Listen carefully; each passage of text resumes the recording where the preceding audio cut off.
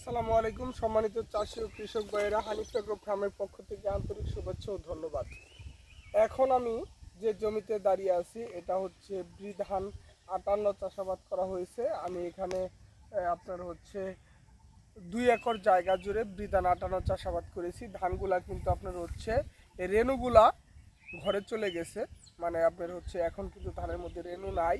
কিন্তু আমি একটা বিষয় খেয়াল করতেছি, বিধান 58 আমরা যারা চাষাবাদ করছি তারাও আপনারা হচ্ছে খেয়াল করে থাকবেন যে আমার বিধান 58টা এটা হচ্ছে আমাদের পাহাড়ি অঞ্চল হওয়ার কারণে আমাদের যে ডিপ মেশিংটা অনেক দূরে ছিল এবং দেখা যায় মাঝপথে গিয়ে আমাদের মেশিনটা আপনার হচ্ছে নষ্ট হওয়ার কারণে আমাদের ফসল লাগাতে একটু দেরি হয়ে গেছে, যার কারণে জ্বালার বয়সটা কিন্তু একটু বেশি হয়ে গেছিলো। তারপরেও মাশাআল্লাহ আলহামদুলিল্লাহ অনেক ভালো ফলন হয়েছে। আপনারা বিধান 58টা হচ্ছে 28-এর মতো অল্প বয়সের জ্বালা দিয়ে চারা রোপণ করবেন। তো বিধান 28-এর মতো এটা আয়ুষ্কাল 28-এর সাথেই এই কর্তন করা যায়। বিধান 28-এর মতোই হচ্ছে আপনার চিকন একটু লম্বা সারু, ভাত খেতে কিন্তু অনেক সুস্বাদু। তো বিধান 58-র মধ্যে আমি যে বিষয়টা খেয়াল করতেছি, তো আমি প্রতিনিয়ত আমার জমিতে প্রতিদিনই চলাফেরা করি, ঘোরাঘুরি করি, কিন্তু একটা বিষয় আমি খেয়াল করতেছি, সেটা হচ্ছে আপনার এই যে দেখেন এইভাবে শীষগুলা কিন্তু মরে যাচ্ছে এবং মরে যাওয়ার কতগুলা কারণ আছে সে বিষয়গুলো আমি আপনাদের মাঝে শেয়ার করব। দেখেন এই যেভাবে কিন্তু টান দিলে শীষগুলো উঠে আসতেছে। আমি এই অল্প এক জায়গা থেকে দেখেন কতগুলো শীষ তুলে ফেলছি, এই যে দেখেন। তো বিধান 58 এই যে দেখেন এই যে শীষগুলা মানে টান দেওয়ার সাথে সাথে উঠে আসতে, এটাই কিন্তু আপনার হচ্ছে এই যে দেখেন গোড়ায় কিন্তু মাজরা পোকায় কেটে দিছে। এই মাজরা পোকাটা কিন্তু আপনার হচ্ছে আজকে আক্রমণ করে নাই, এটা কমপক্ষে 4-5 দিন আগে আক্রমণ করছিল, কেটে দিচ্ছে। সেটা আপনার হচ্ছে বেরোয়ার সাথে সাথে মরা শীষ বের হচ্ছে। তো এর জন্য আমাদের কি করতে হয়, যখন ধান কাস্থর অবস্থা থাকে, যখন ধান আপনার হচ্ছে কাস্থর অবস্থা থাকে, তখন কাস্থর অবস্থা থাকা অবস্থায় একটু কী করে,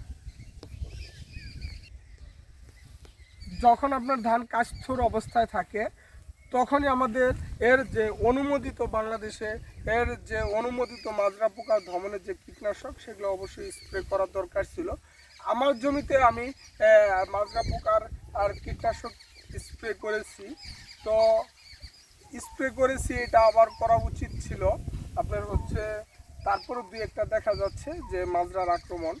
তো যাদের জমিতে এই ধরনের সমস্যা আপনারা দেখতেছেন তারা অবশ্যই মাজরা পোকার আর অনুমোদিত যে কীটনাশকগুলো আছে পরিমাণ মতো সঠিক নিয়মে সঠিকভাবে স্প্রে করবেন। আরেকটা বিষয় হচ্ছে যে কিছু কিছু শীষের এর গোড়ায় হচ্ছে আপনার কালো হয়ে যাচ্ছে। এই কালো হয়ে যাওয়ার কারণে আপনার হচ্ছে ধানগুলা কিন্তু শীষগুলা মরে যাচ্ছে। এটা হচ্ছে আপনার যদি শীষের গোড়া এই যে এখানে কালো হয়ে যাচ্ছে, এখানে ছত্রাকের মানে এই জায়গাটা কালো হয়ে যাচ্ছে, তাহলে এটা কিন্তু ছত্রাকজনিত সমস্যা। এটা হচ্ছে আপনার শীষ ব্লাস্ট। আর এই শীষ ব্লাস্টের জন্য অনুমোদিত যে আপনার ছত্রাকনাশক আছে, যেমন এমিস্টার টপ আছে, এমিস্কোর আছে, ফিলিয়া আছে, নাটিকো আছে, টোপার আছে, এগুলো আপনারা কিন্তু স্প্রে করতে পারেন।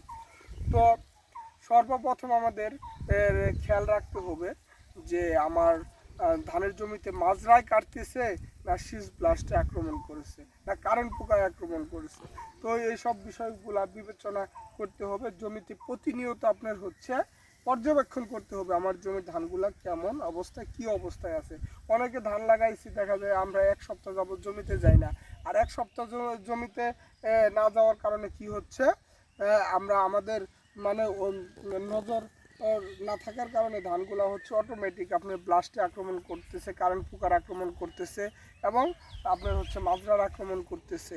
তো এইসব বিষয়গুলো আমাদের কিন্তু অবশ্যই খেয়াল রাখতে হবে। তো এখন যদি আপনার এইভাবে যদি শীষগুলা নষ্ট হয়ে যায় তাহলে কিন্তু জমি থেকে আপনার কাঙ্ক্ষিত ফলন আশা করা যায় না এবং যাবেও না, সম্ভবও না। তো সেই বিষয়গুলো আমাদেরকে অবশ্যই কিন্তু খেয়াল রাখতে হবে। তো আমরা সব সময় ভালো ভালো জাতের ধানগুলা লাগাবো, সঠিক নিয়মে সঠিকভাবে পরিমাণ মতো সার প্রয়োগ করব। তো এ বলে আমি আপনাদের মাছ থেকে বিদায় নিচ্ছি। আসসালামু আলাইকুম।